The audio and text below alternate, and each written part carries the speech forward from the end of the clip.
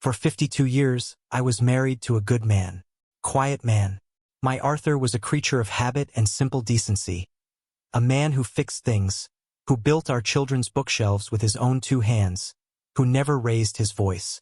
And for nearly all of those 52 years, he performed an act of unwavering charity that I believed defined the very core of his goodness. Every single month, he would sit at the small oak desk he had built, write a check to his younger brother, and seal it in an envelope without a word.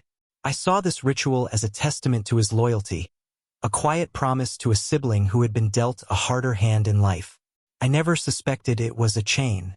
I never knew that each check was a link, binding my husband to a past he had never shared with me. The truth remained buried for half a century, until the day I went looking for a misplaced birth certificate and found, instead, the story of a sacrifice so profound it reshaped the memory of the man I loved. Hello to all of you watching me today. My name is Clara, and I am 84 years young. The story I wish to share is not one of betrayal, but of a love that was deeper and more complex than I ever imagined. It is the story of my husband, Arthur. Before I begin this journey back in time, if you could take a moment to give this video a thumbs up and subscribe to this channel, it truly does help an old woman feel a little less alone with her memories. And please, do let me know in the comments where you are listening from. It warms my heart to know how far a story can travel. Let us begin in 1960. I was a young nurse, full of hope and a belief in the inherent goodness of people, when I met Arthur. He was a carpenter, his hands strong and calloused, yet capable of such gentle, precise work. He was a man of few words, but his eyes held a deep and steady kindness that I fell in love with instantly. We married and built a life that was as solid and unpretentious as the furniture he crafted. We bought a small house, raised 2 wonderful children, a son named James and a daughter, Lucy, and filled our days with the simple, beautiful rhythm of a working-class family. It was a good life, a life of scraped knees, Sunday dinners, and the comforting scent of sawdust that always clung to Arthur's clothes. It was a life built on a foundation of what I thought was complete and total honesty. The checks to his brother, Robert, began about 2 years into our marriage. Robert was the opposite of Arthur in every way.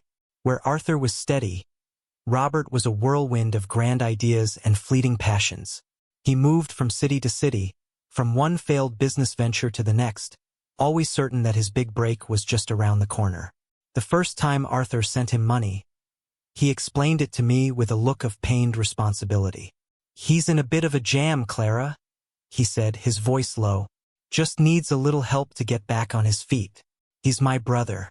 I have to," and I, who had been raised to believe that family was the anchor in any storm, agreed without hesitation. My Arthur had such a good heart. He was a provider, a protector, not just for us, but for his entire family. I was proud of him. That first check, however, was not the last. It became a permanent fixture in our financial lives. On the first Friday of every month, Arthur would perform his quiet ritual. The amount was never extravagant, but it was significant enough that it shaped the contours of our life. It was the reason our family vacations were always camping trips instead of the seaside cottages I saw in magazines. It was the reason our children went to the local community college first to save money before transferring to a state university. It was the reason I carefully mended torn jeans and patched up worn-out sweaters long after my friends were buying new ones. I was a frugal woman by nature, so these sacrifices did not feel like a burden. They felt like a shared effort. We were a team, Arthur and I, and part of our team's mission was to support a member who was struggling. I created an entire narrative in my mind for Robert, a man I had only met a handful of times.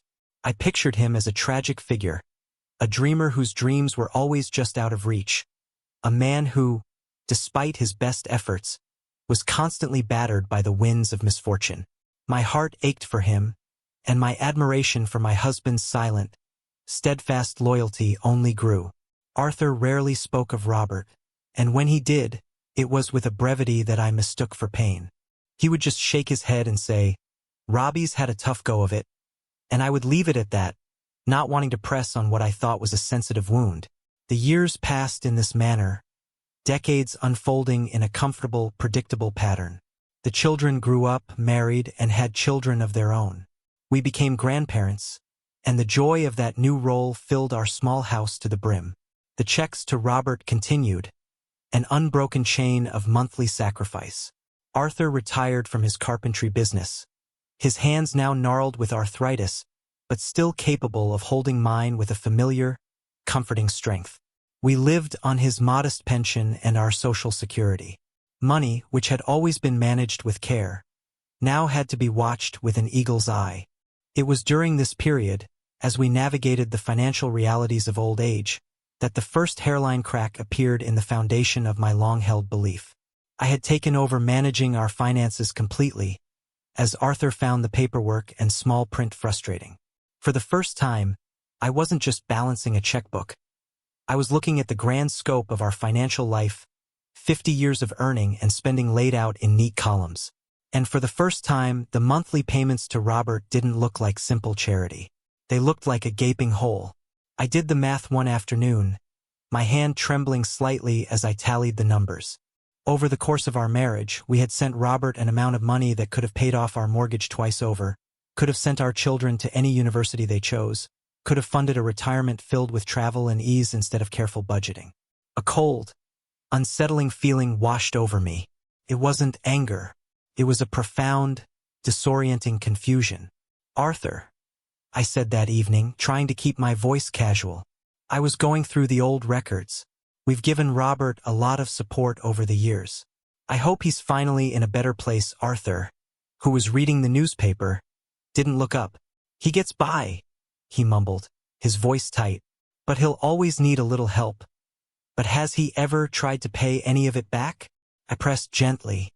"Does he know how much we've sacrificed?" He finally lowered his paper and looked at me. His eyes, usually so full of warmth, were guarded and distant. "It wasn't a loan, Clara," he said, his voice sharp enough to make me flinch. "It was a duty. My duty. Let's not speak of it again." His reaction was so unlike him, so defensive and final, that it stunned me into silence. But it did not quell the questions that were now taking root in my mind. A duty? That was a strange word to use. Charity is a choice. A duty is an obligation. What obligation did Arthur have to his perpetually struggling brother? The unease lingered. I started to notice things I had previously ignored. I noticed how Arthur would tense up whenever a letter with Robert's messy scrawl arrived. I realized that in all our years together, Robert had never once visited us for a holiday. His phone calls were rare and always brief, and Arthur would always take them in the garage, closing the door behind him. The image of the tragic dreamer in my mind began to fade, replaced by a shadowy, undefined question mark. My search for answers began, ironically, with a search for my granddaughter's birth certificate. She needed a copy for her passport application, and I knew I had tucked it away for safekeeping in our old metal file box in the attic. That box was our family's archive, a jumble of important documents, old photographs, and sentimental papers. As I sifted through the folders, my fingers brushed against a thick, sealed manila envelope I had never seen before. It was tucked in the very back, hidden behind Arthur's military discharge papers. It had no label. My heart began to beat a little faster. I knew, with a certainty that chilled me to the bone, that I should not open it. It was a private corner of my husband's life, a space he had clearly intended to keep hidden. But the questions of the past few months, the unease, Arthur's strange defensiveness, it all propelled my hand forward. I broke the brittle, yellowed seal. Inside was not a document, but a stack of old black and white photographs and a single folded newspaper clipping. The clipping was from a small-town paper, dated 1958, 2 years before I met Arthur. The headline read, "Local teen injured in tragic workshop accident." I read the short article, my breath catching in my throat. It described how a 17-year-old boy named John Miller had been seriously injured in a local high school's woodshop. A piece of lumber had kicked back from a table saw, striking him in the head. The article was vague on the details, mentioning only that another student, Arthur Jensen, had been present at the time. My Arthur. I had never known. He had never spoken a word of it. Then I looked at the photographs. They were pictures of a young Arthur, maybe 18 or 19 years old. In one, he was standing with another young man, their arms slung over each other's shoulders, grinning at the camera. The other boy had a familiar, charming smile. It was Robert. I turned the photo over. On the back, in my mother-in-law's handwriting, it said, "Arthur and Robert, before the trouble, the trouble." The final photograph was of Arthur alone. He was standing in front of a small, tidy house, holding a set of keys. He wasn't smiling. He looked impossibly young and impossibly weary, the weight of the world already settled on his shoulders. On the back it said, "Arthur, in front of the miller's new house, 1959. A good boy, paying his debts. My legs felt weak. I sat down on the dusty attic floor, the pieces of a puzzle I never knew existed swirling around me. The workshop accident, the injured boy, the trouble, the new house for the Miller family, and the monthly checks to Robert. It didn't make sense. If Arthur was involved, why were we paying Robert? I went back to the file box, my hands now shaking, and I dug deeper. At the very bottom, beneath everything else, I found a small bundle of letters tied with a faded string. They were from Robert to Arthur, all from the first few years of our marriage. I opened the first one. It was not the letter of a man asking for help. It was the letter of a man making a demand. "Arthur," it read, "I know things are tight for you now that you're married, but you can't forget our arrangement. You got the girl and the quiet life. I'm the one who has to live with what people whisper. I need $50 by the end of the month. Don't be late. We both know you owe me. You owe me for keeping my mouth shut." I read another, and another. They were all the same. Veiled threats wrapped in a cloak of brotherly familiarity. Mentions of that day in the shop. And how lucky Arthur was that I was there to smooth things over. The truth, when it finally crashed down upon me, was more devastating than any lie. The workshop accident wasn't just an accident. And Arthur wasn't just present. I didn't know the exact details. But I knew, with a certainty that made me feel sick, what had happened. There had been two brothers in that workshop. One had been involved in a terrible, life-altering event. And the other, the charming one, had used it as a weapon for 50 years. The man I had pitted as a tragic dreamer was a parasite. And my husband, my good, quiet, honorable husband, was not a saint. He was a prisoner. I came down from the attic, the letters and the newspaper clipping clutched in my hand. Arthur was sitting in his armchair, dozing lightly. I stood there for a long time just watching him. I saw the deep lines on his face, the gnarled hands that had worked so hard for us, the slight tremor that had developed in his later years. I saw a man who had carried a secret burden for his entire adult life, a man who had silently borne the weight of a youthful mistake, and the even heavier weight of his brother's greed. My heart didn't fill with anger at his secrecy. It shattered with an almost unbearable love and a profound, aching sorrow for the years of quiet torment he had endured alone. He woke up and saw me standing there, saw the papers in my hand. He didn't need to ask. He saw the look on my face, and the color drained from his. The carefully constructed wall he had maintained for 50 years crumbled into dust. "Clara," he whispered, his voice hoarse. "I can explain."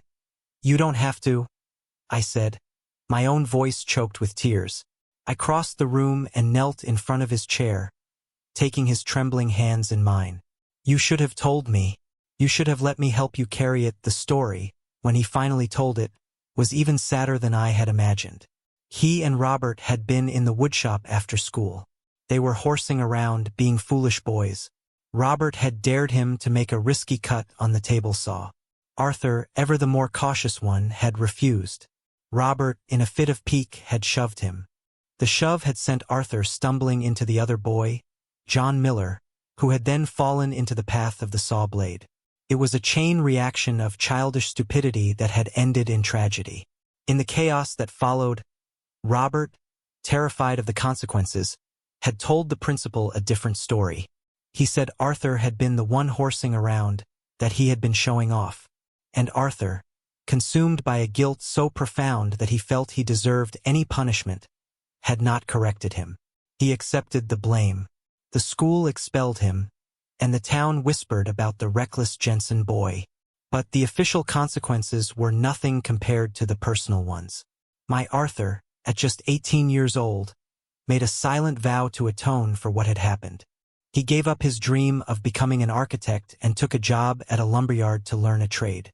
He worked every hour he could, and for 2 years, every single penny he earned went to the Miller family, eventually saving enough to buy them a small, accessible house to better care for their injured son. He thought his penance was paid. But Robert had seen an opportunity. He saw the depth of his brother's guilt and realized it was a currency he could spend for the rest of his life. The blackmail had started subtly, a request for a loan to keep quiet about the real story over the years. It had evolved into the monthly ritual that had defined our lives. "I did it to protect you, Clara," Arthur whispered, his face buried in his hands. "I couldn't have you, the children, living in the shadow of that. I couldn't have people looking at you and thinking you were married to a man who had ruined a boy's life. And I couldn't stand the thought of you looking at me that way. The only thing I see," I said, my voice fierce with a love that felt powerful enough to heal 50 years of wounds, "is a man who has carried a cross that was never his to bear alone. You are the most honorable man I have ever known, Arthur Jensen. And your brother is a thief who has stolen more than money from us. He has stolen your peace." In that moment, the dynamic of our 52-year marriage shifted. I was no longer just his wife. I was his defender, his champion. The quiet, accommodating woman he had known was replaced by a woman filled with a righteous fury. "This ends now, Arthur," I declared, standing up. "This ends today." The following morning, I went to the bank and withdrew $500 in cash. Then, I sat Arthur down and told him we were going on a road trip. He was pale and quiet, a man adrift, having finally relinquished a secret that had been his only compass for a lifetime. He followed my lead without question. We drove for 6 hours to the rundown industrial town where Robert lived. We found him in a dingy apartment that smelled of regret. When he saw me standing beside Arthur, a flicker of fear crossed his face before being replaced by his usual smug charm. "Well, look what the cat dragged in," he said with a weak smile. "To what do I owe the pleasure?" I didn't wait for Arthur to speak. I stepped forward and placed the envelope of cash on his rickety coffee table. "This is the last payment you will ever receive, Robert," I said, my voice cold and steady. "This is a severance. From this day forward, you are no longer a part of this family.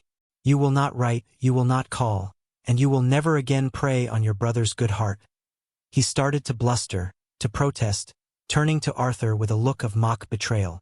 "Arthur, are you going to let her talk to me like this? After everything I've done for you? After I kept your dirty little secret all these years?"